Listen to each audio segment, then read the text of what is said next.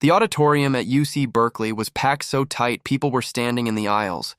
It was the kind of event that made undergrads whisper and graduate students straighten their posture. The annual Translational Medicine Summit.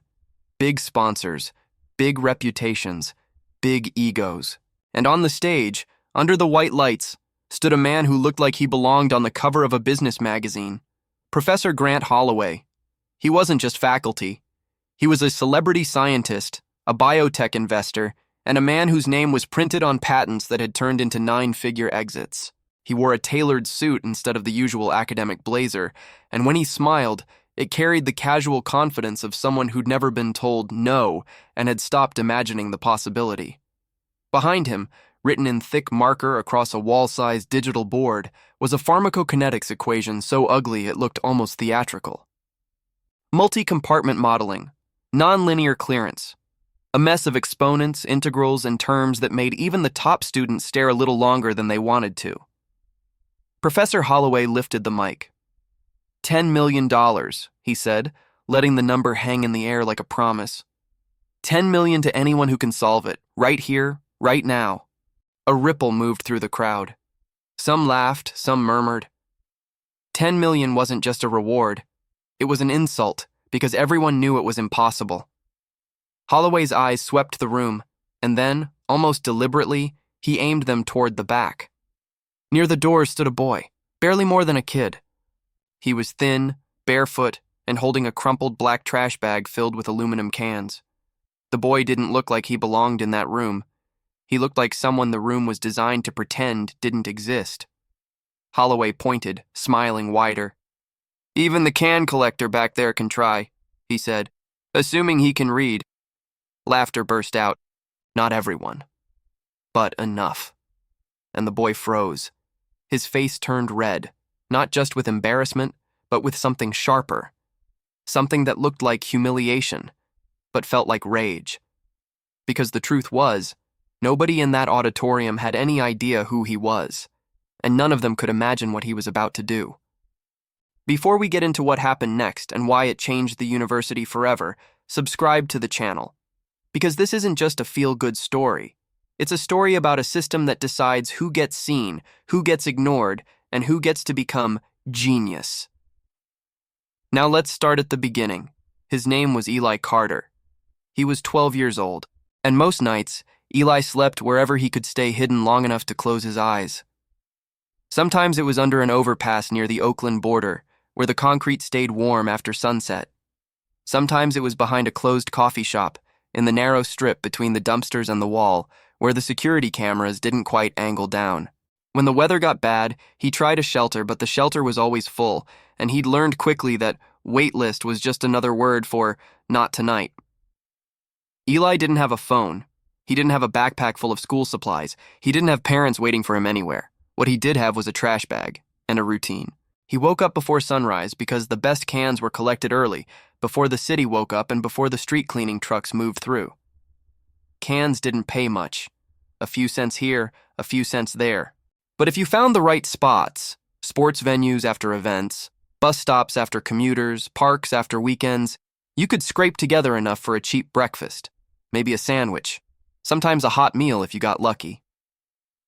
UC Berkeley was one of Eli's favorite places, not because he was trying to steal anything, but because the campus was predictably generous in ways the rest of the city wasn't.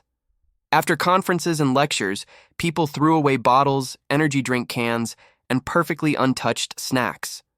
The buildings were warm, the bathrooms were clean, and some of the custodial staff, the people everyone else walked past without seeing, had started to notice him. One of them, a woman named Ms. Janine, worked nights in the life sciences building. She wasn't supposed to feed anyone. But rules get blurry when you're looking at a child. "Eli," she'd whisper, handing him a foil container, "I can heat this up in the break room. Eat slow, okay?" And Eli would nod, eyes down, because gratitude can feel dangerous when you've learned not to depend on it. But there was another reason he came to campus, a reason nobody guessed. Eli was brilliant, not good at math for his age, not quick learner. Genuinely brilliant, the kind of intelligence that doesn't announce itself with perfect hair and a gifted program badge, the kind that gets buried under hunger, cold, and the constant pressure of surviving one more day. Eli had a memory that worked like a camera. If he saw a page, he kept it. If he read a formula, it stayed. And he read anything he could find. Discarded newspapers, old SAT prep books, free library books he couldn't check out but could read in a corner until closing time, abandoned textbooks left in donation bins. Once, behind a dorm, he found a thick pharmacology text with a torn cover and coffee stains. Most people would have seen trash. Eli saw a key. The title was something like Principles of Pharmacokinetics and Drug Modeling. He didn't understand most of it at first, but he read it anyway. He read it the way you read a map when you're lost. He went back to the same chapters 10 times, 20 times, until the symbols stopped looking like a foreign language and started looking like sentences. Because Eli wasn't born on the street. He used to have a home, a small apartment in Richmond, California, 2 bedrooms, a kitchen that always smelled like whatever his mom was cooking after work. His father drove delivery trucks. His mother cleaned offices downtown at night. They didn't have much money, but they had food, they had jokes. They had a sense that tomorrow would come, and they'd deal with it. And Eli, even as a little kid, was different. At 5, he was reading on his own. At 7, he was correcting his teacher's math. A school counselor once told his parents, "He needs enrichment. This kid should be in advanced programs." But advanced programs required stability, paperwork, time. And then the stability cracked. His father died in a freeway accident.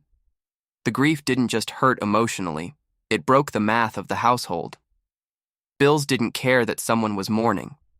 Eli's mother worked more, she slept less, she got sick, and within a year she was gone too. Eli was 10 years old. He entered a system that was already overflowing. A few temporary placements, a crowded foster network, files shuffled from one caseworker to another. Then a gap. And in that gap, Eli fell. Not because he wanted to, because falling is what happens when nobody reaches. Still, he kept reading. Still, he kept learning. And that brings us back to the day everything changed. It was a Tuesday morning. Eli had come to campus early because early meant fewer eyes watching him collect cans. He moved fast, quiet, practiced. That day, a banner outside a large lecture hall caught his eye. Translational Medicine Summit, sponsored by Holloway Biotech Ventures. Eli didn't care about the sponsors. He cared about the aftermath. Bottles, cans, leftover boxed lunches. The hall doors were open because the staff were setting up. Eli stepped in. The room was empty. And then he saw the board. That massive equation. For a second, it felt like time paused, because Eli recognized it. Not the exact numbers, but the structure, the model, the logic. It was multi-compartment pharmacokinetics, the kind used to predict how a drug moves through the body over time, how it distributes into tissues, how the kidneys and liver clear it, how the concentration rises and falls. He'd seen it in that torn textbook. He'd read those chapters until the pages felt like they belonged to him, and standing there, alone in that auditorium, Eli did something he almost never let himself do. He forgot he was hungry. He forgot the trash bag. He stared at the equation with the quiet awe of someone meeting an old friend in a place they never expected. Then the door behind him creaked. "What are you doing in here?" A man's voice, sharp. Eli turned. Professor Grant Holloway had walked in early, surrounded by 2 assistants. Up close, Holloway was even more polished, perfect haircut, expensive watch, the kind of person who didn't just have money, but expected the world to adjust to his schedule. Eli tried to speak. "I'm just collecting recyclables," he said. Holloway's face tightened. "This isn't a recycling center," he snapped. "Get out!" Eli took a step back. Holloway waved toward the door. "Security!" he called. One of the event organizers hurried in, nervous. "Professor Holloway, the keynote starts in 10 minutes, she said. "We'll handle." "I want him out now," Holloway said. People began to file into the room. Researchers, students, donors. The crowd saw Eli like you notice a stain on a white shirt. Something that shouldn't be there. And then Holloway had his idea. A performance, a joke, a way to turn discomfort into entertainment. He turned to the audience, smiled, and announced the challenge. $10 million. Solve the equation. And then, the final line.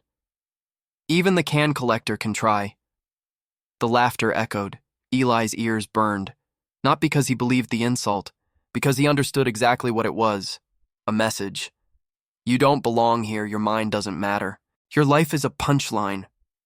Something inside him hardened. He lifted his head. I'll do it, Eli said. The laughter didn't stop immediately. It got louder. A few people turned to each other like they were about to enjoy a spectacle. Holloway folded his arms. Go ahead, he said, like he was granting permission for a child to pretend. Eli dropped the trash bag. The cans clinked loudly on the floor, a small metallic sound that somehow cut through the room. He walked to the board. He picked up the marker. And he began. He didn't start by scribbling. He started by speaking. This is a multi-compartment pharmacokinetic model, Eli said, voice steady. You're modeling plasma concentration over time with tissue distribution and renal elimination, but the way you've written the elimination term assumes a single apparent volume of distribution. The room shifted. Because that wasn't a guess. That was vocabulary. Eli pointed to a term near the center. Right here, the peripheral compartment isn't accounted for in the way you're scaling clearance. That changes the relationship between the rate constants. He erased a section. He rewrote it. Then he kept going. Step by step, he reorganized the equation. He isolated the elimination constant. He adjusted the clearance expression. He restructured the integral so the half-life relationship became solvable. And as he wrote, he explained. Not like a kid trying to impress. Like a teacher. Like someone who had lived inside these models long enough to see them clearly. The room went quiet in a different way. The laughter was gone. Now there was only the sound of marker against the board and the occasional involuntary whisper. Is he right? Someone muttered. Eli worked faster, but he didn't rush. He was precise. Finally, he capped the marker. He stepped back. And solving for the initial concentration, he said. The answer is 12 micrograms per milliliter. If you carry the rounding differently, you'll land within a margin of about 0. Arrow 3. Silence. A heavy, stunned silence. Then an older man stood from the front row.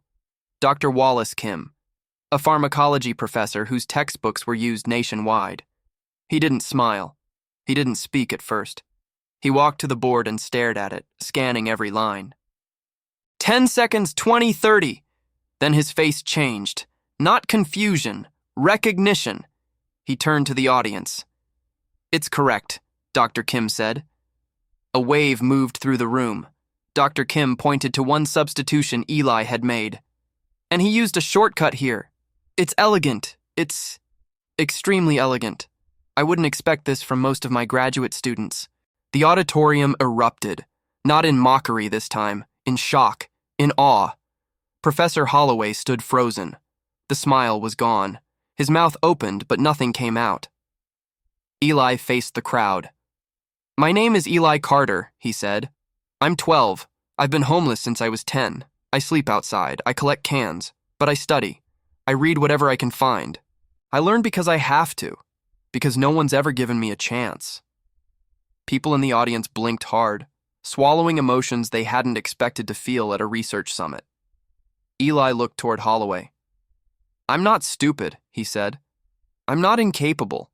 I just didn't get the same opportunities you did. And there are thousands like me. He paused. And you turned me into a joke because it was easier than admitting the truth. Talent doesn't pick a zip code. Holloway's hands trembled. In front of everyone, with cameras now quietly rising, he pulled out his phone. He opened a banking app. An organizer and a student helped Eli create an account on the spot, and Holloway transferred the money. $10 million. Then, into the microphone, he said something that sounded like it scraped his throat on the way out. I'm sorry, he said. I apologize. Eli nodded. Not smiling, not gloating, just dignified. But the biggest twist still hadn't hit. Because a student in the third row had recorded everything. The insult, the laughter, the barefoot kid walking to the board. the equation unfolding, the moment Dr. Kim confirmed it. That video hit the internet like a lightning strike. Within 24 hours, it was everywhere. Headlines read, "Homeless kid solves impossible equation at UC Berkeley." Others were harsher. "Billionaire professor humiliates child gets exposed." Millions of views, tens of thousands of comments. People angry, people crying, people remembering what it felt like to be dismissed. And for the university, it became impossible to treat Eli as a one-day miracle. Student groups demanded action. Faculty called emergency meetings. Donors asked uncomfortable questions.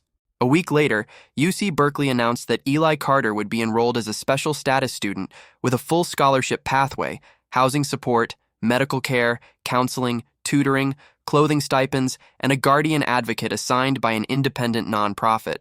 But Eli made one thing clear. "I don't want to be the exception," he said. "I want the door to stay open." That's how the program called Hidden Scholars Project was born. A partnership between local shelters, public schools, libraries, and universities designed to identify high-aptitude kids living in instability and give them what genius actually needs: time, safety, mentorship, food, and space to think. And the most surprising donor? Professor Grant Holloway. At first, people assumed it was reputation management. Maybe it was. But something shifted. Because when you're forced to see the person you laughed at, you can't unsee them. Holloway started showing up to meetings he didn't have to attend. He funded tutoring centers. He paid for legal clinics to help kids obtain documents. He listened more than he spoke. 5 years later, that same auditorium filled again for the summit. And this time, Eli walked on stage wearing shoes. He was 17. A real student now, studying pharmacology and applied mathematics. He picked up a marker and wrote one sentence on the board: "Talent has no address." Then he turned toward the crowd. In the front row sat Holloway, older somehow, quieter, his posture less performative. Eli spoke. "I didn't just win money," he said. "I got my life back, and I learned something. This was never about me being a miracle. It was about how many miracles get thrown away because we confuse poverty with lack of intelligence." Holloway stood, asked for the mic. He looked out at the room. "Losing that bet was the best loss of my life," he said, "because it woke me up. Eli didn't humiliate me. He saved me from the person I was becoming." The applause that followed didn't feel like celebration. It felt like recognition, like the room had finally been forced to admit a truth it had always avoided. That brilliance isn't rare. Opportunity is. And somewhere, right now, another kid is walking barefoot through a city, carrying a bag of recyclables, with a mind full of equations and no one to listen. The difference between invisible and unstoppable is often just one open door. If this story hit you, tell us where you're watching from and what you think schools and universities should do to find the kids we keep missing. Subscribe for the next story, because we're not done telling the ones the world tried to ignore.